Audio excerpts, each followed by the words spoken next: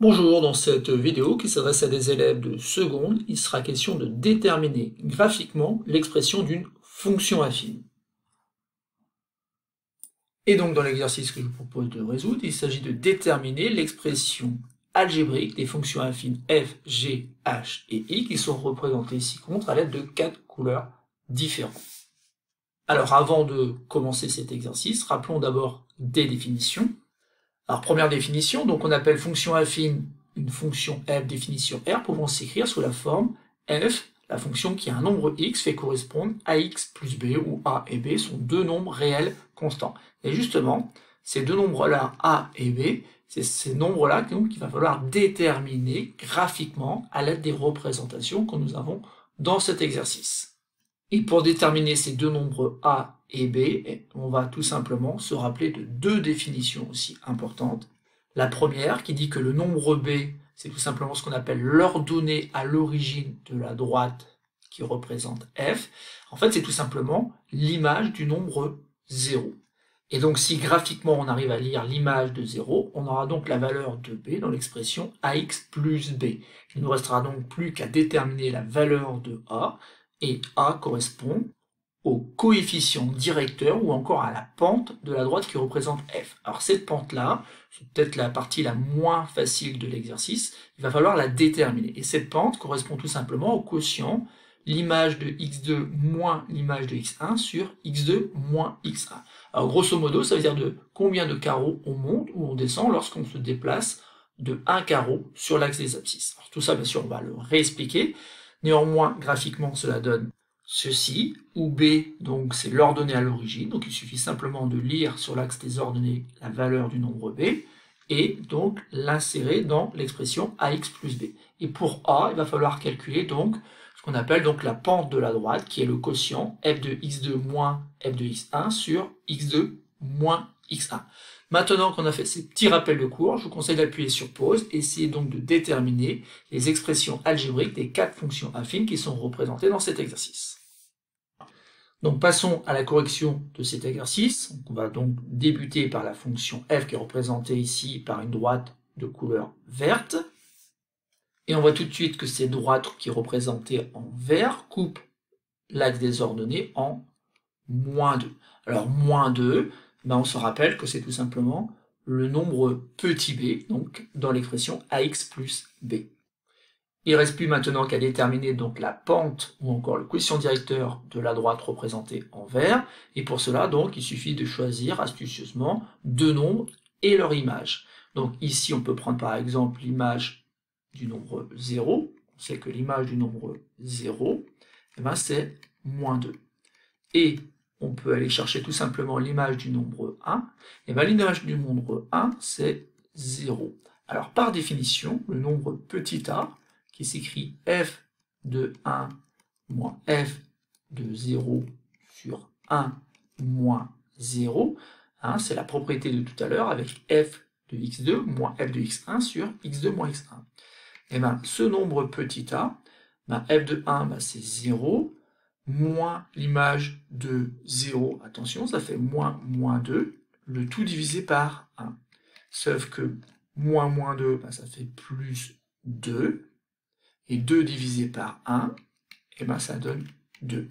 On en déduit donc que la pente ici est égale à 2. Alors ici, bien sûr, on pouvait le voir assez rapidement, puisque dès qu'on se déplace de 1 carreau sur l'axe des abscisses, pendant ce temps-là, on gagne 2 unités sur l'axe des ordonnées. Et ceci est vrai, bien sûr, à chaque fois qu'on se déplace sur la droite en vert. Dès que je me déplace donc de 1 unité sur l'axe des abscisses, pendant ce temps-là, sur l'axe des ordonnées, on a fait +2. Donc ça nous conforte dans l'idée que le coefficient directeur, la pente de la droite verte, c'est bien 2. Et donc c'est gagné, il ne nous reste plus maintenant qu'à écrire tout simplement que f, c'est la fonction qui a un nombre x, fait correspondre donc à x, qui devient donc 2x plus b, mais b on a trouvé que c'était -2. Donc je peux écrire donc cette fonction f comme étant la fonction qui a x fait correspondre 2x -2, ou je peux écrire aussi que tout simplement f est défini par f de x égale 2x -2. Et une dernière fois, si on a un doute, il ne faut pas hésiter à refaire des calculs. Par exemple ici, il semblerait que l'image de 3 soit tout simplement égale à 4. Et donc, lorsque je fais le calcul avec l'expression que j'ai trouvée, l'image de 3, eh ben, je l'obtiens en faisant le calcul 2 multiplié par 3 moins 2. Donc ça fait 6, 6 moins 2, 4. Donc ça valide le fait que graphiquement, on pouvait dire que l'image de 3 était bien égale à 4. Et donc on peut valider l'expression qu'on a trouvée puisque ça colle bien avec la représentation graphique. Passons maintenant à la fonction qui est représentée en rouge ici, qui est la fonction g.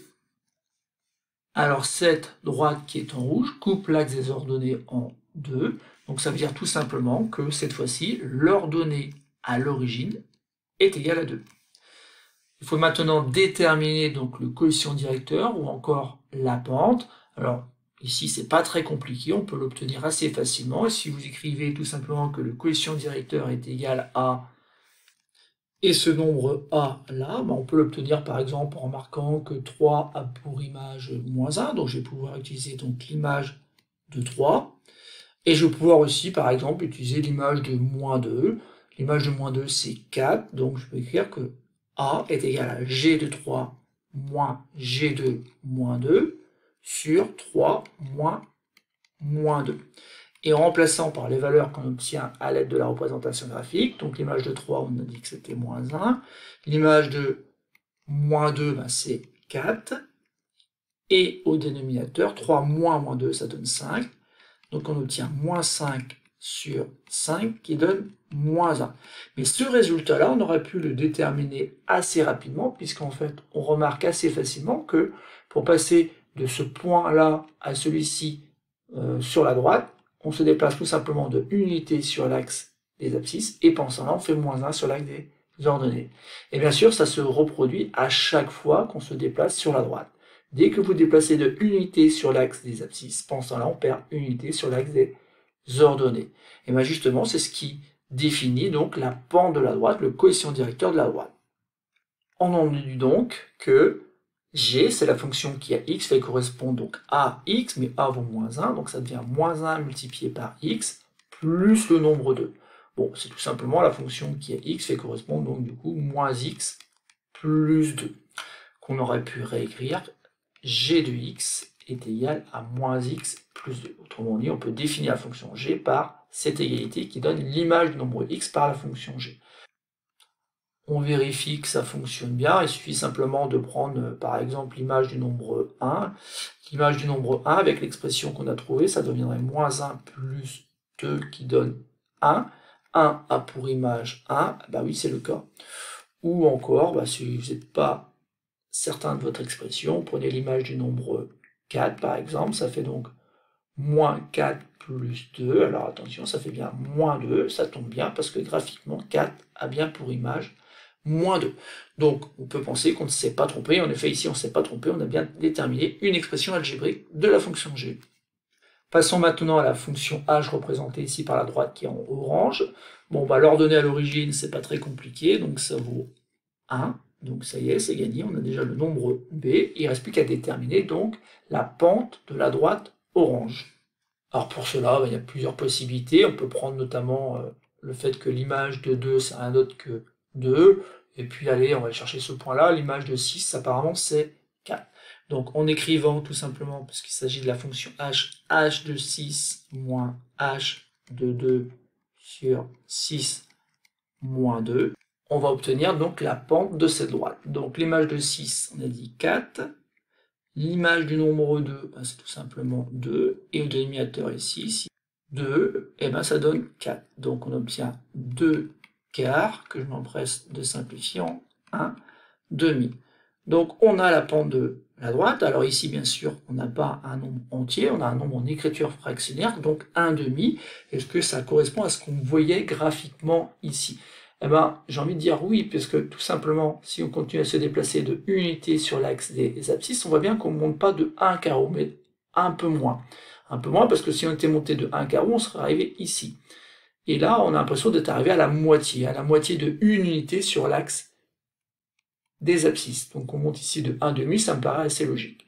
Et en fait, ce qu'on dit tout simplement ici, c'est que lorsqu'on se déplace de 4 unité, pendant ce temps-là, on monte de 2. Et par proportionnalité, si on s'était déplacé de unité sur l'axe des abscisses, on serait monté 4 fois moins haut. Autrement dit, on a pris 2 carreaux et on a divisé par 4. Et ben, c'est justement ce qu'on fait comme calcul. Et ben 2 quarts, ça fait bien 1 demi. Et donc maintenant, on dit tout simplement que h est la fonction qui à x fait correspondre 1 demi de x, plus b, et b vaut 1, donc 1 demi de x, plus 1. Encore une fois, on aurait pu définir la fonction par l'expression h de x est égal à 1 demi de x plus 1.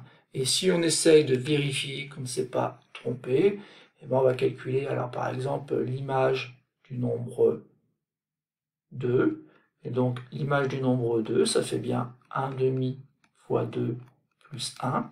Et l'image du nombre 2, eh ben, ça fait 1 plus 1 qui donne 2 comme ce qu'on avait déterminé graphiquement.